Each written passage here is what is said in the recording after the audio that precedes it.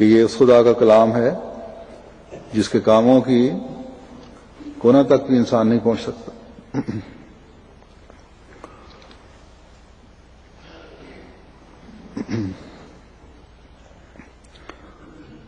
اور کھلا چیلنج ہے کہ قرآن کریم کی ایک سورج جیسی بھی سورت تمام مددگاروں کے سمیت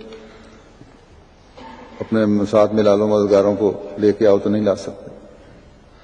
تو بہرحال اس بات کی تفصیل میں تو میں نہیں جا رہا، مختصر یہ کہ قرآن کریم کامل کتاب اس لیے ہے کہ اس کو اتارنے والا کامل اور سب قدرتوں اور طاقتوں کا مالک اور عالم الغیب خدا ہے. دوسری بات یہ فرمائی کہ علت مادی کی طرف اشارہ کرتا ہے یہ فکرہ کہ ذالک الکتاب، یعنی یہ وہ کتاب ہے جس نے خدا کے علم سے خلت وجود پہنا ہے، اور اس میں کوئی شک نہیں کہ خدا تعالیٰ کا علم تمام علوم سے کامل تر ہے.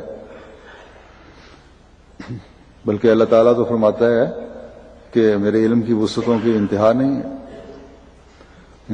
انسان اس کا احاطہ کر ہی نہیں سکتا. اللہ تعالیٰ نے اپنے کامل اور وسیع علم سے کچھ حصہ اپنے پیارے نبی صلی اللہ علیہ وسلم کے ذریعہ اس کتاب میں ہمیں بتایا. اور پھر تیسری چیز حضرت مسیح موعود علیہ السلام نے بیان فرمایا اور علت سوری کے کمال کی طرف اشارہ کرتا ہے یہ فکرہ لا ریب فی، یعنی یہ کتاب ہر ایک غلطی اور شک و شبہ سے پاک ہے.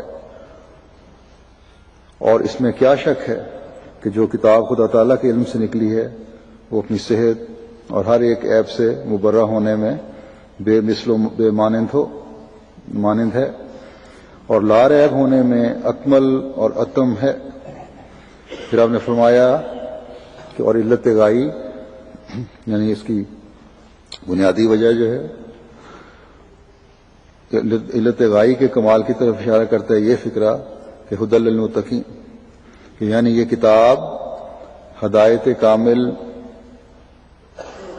متقین کے لیے ہے، اور جہاں تک انسانی سرشت کے لیے زیادہ سے زیادہ ہدایت ہو سکے وہ اس کتاب کے ذریعے سے ہوتی ہے. ہدایت اور عرفان الہی کے بھی مدارج ہیں. اس قرآن کریم کی تعلیم پر غور اور عمل ہدایت اور عرفان الہی کی نئی سے نئی راہیں کھولتا ہے.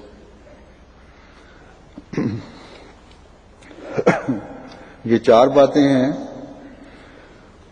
قرآن پڑھتے وقت اگر ہمارے سامنے ہوں اور ان پر ایمان اور یقین ہو تو قرآن کریم کو سمجھ لیں اور اس کا صحیح ادراک حاصل کرنے کی طرف رہنمائی ملتی ہے. اب میں آیت الکرسی کی کچھ وضاحت کروں گا. اس آیت میں بھی خدا تعالیٰ کے جامع صفات اور وسیع تر ہونے کا مضمون ہے. اس آیت کی ابتدا ہی اللہ تعالیٰ کے نام سے ہوتی ہے. اللہ کیا ہے؟ حضرت مسیح موعود علیہ السلام فرماتے ہیں کہ اللہ جو خدا تعالیٰ کا ذاتی اسم ہے اور جو تمام جمیع صفات کا مستجمع ہے، فرمایا کہتے ہیں کہ اس میں اعظم یہی ہے اور اس میں بڑی بڑی برکات ہیں، لیکن جس کو وہ اللہ یاد ہی نہ ہو وہ اس سے کیا فائدہ اٹھائے گا. بس جب ایک انسان مومن ہونے کا دعویٰ کرتا ہے تو اسے اللہ تعالیٰ کو سب طاقتوں کو سرچشمہ یقین کرنا اور اسے تمام صفات کا اس حد تک احاطہ کیے ہوئے سمجھنے پر ایمان ہونا چاہیے جہاں تک انسان کے فہم و ادراک کی رسائی نہیں ہو سکتی، جو بے کنار ہے. اور جب یہ ایمان ہوگا تو تبھی ہر موقع پر خدا تعالیٰ یاد رہے گا. بہت سی برائیوں میں انسان اس لیے مبتلا ہو جاتا ہے یا اللہ تعالیٰ کے احکامات کے بجا لانے میں حقوق اللہ اور حقوق العباد کی ادائیگی میں سستی اس لیے ہو جاتی ہے کہ اللہ تعالیٰ یاد نہیں رہتا ہر وقت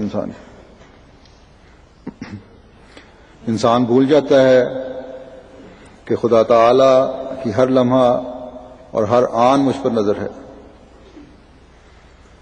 حضرت مسیح موعود علیہ السلام ایک جگہ فرماتے ہیں کہ خدا نے مجھے مخاطب کر کے فرمایا کہ میں اپنی جماعت کو اطلاع دوں کہ جو لوگ ایمان لائے، ایسا ایمان جو اس کے ساتھ دنیا کی ملونی نہیں، اور وہ ایمان نفاق یا بزدلی سے آلودہ نہیں، اور وہ ایمان اطاعت کے کسی درجے سے محروم نہیں. ایسے لوگ خدا کے پسندیدہ لوگ ہیں، اور خدا فرماتا ہے کہ وہی ہیں جن کا قدم صدق کا قدم ہے. تو یہ کم از کم کوشش ہے جو ہمیں اپنے اللہ پر ایمان لانے اور پھر ترقی کی طرف قدم بڑھانے کے لیے کرنی چاہیے. اس کا بیان حضرت مسیح موعود علیہ السلام نے فرمایا ہے.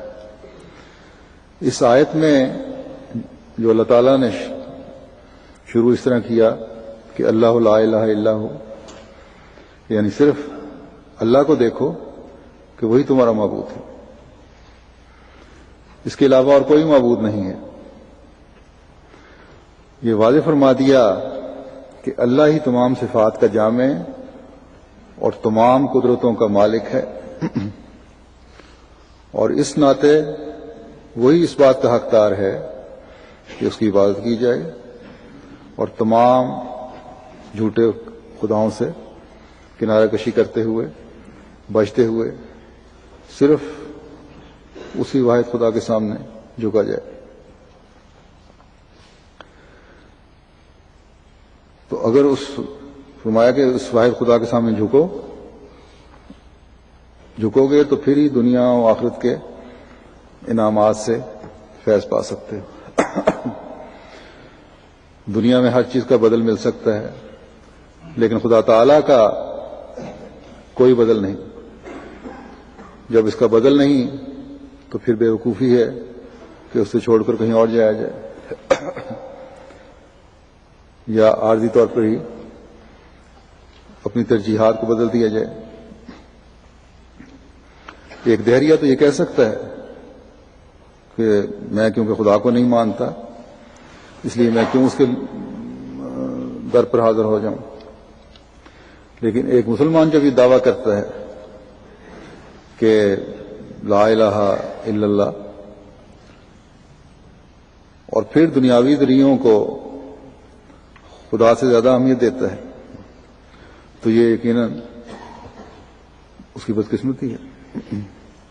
اس بارے میں حضرت مسیح موعود علیہ السلام فرماتے ہیں کہ وہ خدا جو لا شریک ہے، جس کے سوا کوئی بھی پرستش اور فرمانبرداری کے لائق نہیں، یہ اس لیے فرمایا کہ اگر وہ لا شریک نہ ہو تو شاید اس کی طاقت ہر دشمن کی طاقت پر دشمن کی طاقت غالب آ جائے. اس صورت میں خدائی معرض خطرے میں رہے گی، اللہ تعالیٰ کا مقام اور اس کی قدرتیں خطرے میں پڑ جائیں گی.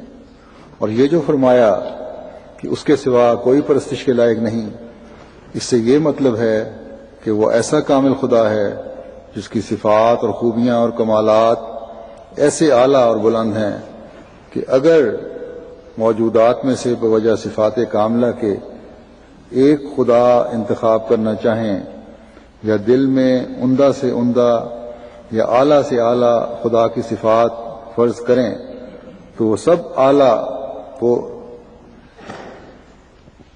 وہ سب اعلیٰ جس سے بڑھ کر کوئی اعلیٰ نہیں ہو سکتا.